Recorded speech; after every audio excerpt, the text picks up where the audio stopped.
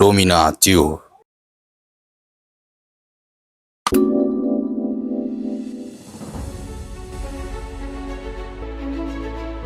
የአሜሪካ አዲሱ የመከላከያ ስትራቴጂ ከዓለም አቀፍ ፖሊሲነት ወደ አገር ውስጥ ጥበቃ። ዛሬ ሁላችንም ልናውቀው የሚገባው አንድ ትልቅ የጂኦፖለቲካዊ ለውጥ ነው። የአሜሪካ መከላከያ ሚኒስቴር ወይም ፔንታጎን አዲስ የብሔራዊ መከላከያ ስትራቴጂ ይፋ አድርጓል። ይህ ሰነድ ለ10 ዓመታት አሜሪካ ስትከተለው የነበረውን መንገድ ሙሉ በሙሉ የቀየረ ነው። የሚገርመው ነገር ባለፉት ዓመታት የአሜሪካ ቁጥር 1 ስጋት ተደርጋ የምትወሰደው ቻይና አሁን ከፔንታጎን የቅድመ ዝርዝር ውስጥ ወጥታለች። አሜሪካ አሁን ፊቷን ወዴት እያዞረች ነው የሚለውን አብረን እንመልከት። ይህ አዲሱ ስትራቴጂ በግልጽ እንደሚናገረው የአሜሪካ ዋነኛ ትኩረት አሁን የሀገር ውስጥ ደህንነትና የምዕራባውያን ንፍቀ ክበብ ዌስተርን ሄሚስፌር ጥበቃ ነው። ፔንታጎን ለረጅም ጊዜ የአሜሪካውያንን ተጨባጭ ጥቅሞች ችላ ብለን ቆይተናል ሲል ራሱን ይተቻል። በዚህ ሰነድ መሰረት ለአሜሪካ አጋሮች ለምሳሌ ለአውሮፓ ሀገራት የሚሰጠው ወታደራዊ ድጋፍ የተገደበ ይሆናል። ዋሽንግተን ከእንግዲህ የዓለምን ችግር ለመፍታት ከመሮጥ ይልቅ የራሷን ደጅና የንግድ መስመሮቿን መጠበቅ ላይ ታተኩራለች። ሩሲያና አውሮፓ ሌላው አስገራሚ ነጥብ የሩሲያ ጉዳይ ነው። ይህ አዲስ ስትራቴጂ ሩሲያን እንደ ስጋት አይቆጥራትም።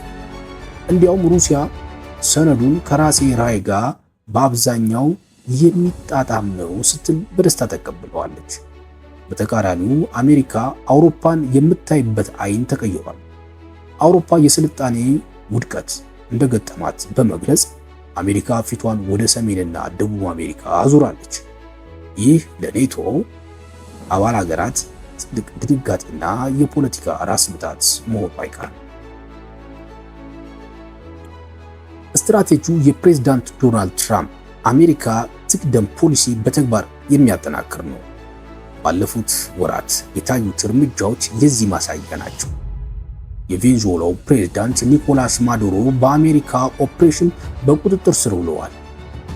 በካሪቢያንና በፓሲፊክ አካባቢ በዕፅ አዘዋዋሪዎች ላይ ጠንካራ እርምጃ ተወስዷል።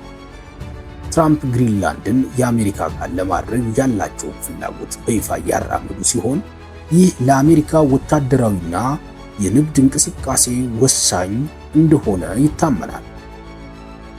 ፔንታጎን አሁን ቅድሚያ የሚሰጠው ለአሜሪካ ንግድ ቁልፍ ለሆኑ ቦታዎች፣ ከነዚህ መካከል የፓናማ ካናል፣ የአሜሪካ ባህረ ሰላጤ፣ ግሪንላንድ። እነዚህ ቦታዎችን መቆጣጠርና መግቢያቸውን ማረጋገጥ የአዲሱ መከላከያ ስትራቴጂ ዋነኛ ግብ ነው። አሜሪካ ከዓለም አቀፍ ጣልቃ ገብነት ወጥታ ወደ ራሷ ግቢ እየተመለሰች ነው። ይህ አዲስ ስትራቴጂ ቻይናንና ሩሲያን ከመጋፈጥ ይልቅ የአሜሪካንን የንግድ መስመሮች ማጠናከርና የአሜሪካንን ድንበር ማስከበር ላይ ያተኩራል። ይህ ለውጥ ዓለምን እንዴት ይቀይራታል? አሜሪካ ስትወጣ የሚፈጠረውን ክፍተትስ ማን ይሞላል? የሚለው ለሁላችንም ትልቅ የቤት ስራ ነው። ስላዳመጣችሁን አመሰግናለሁ። አዲስ የሆናችሁ ላይክ፣ ሼር እና ሰብስክራይብ አድርጉ።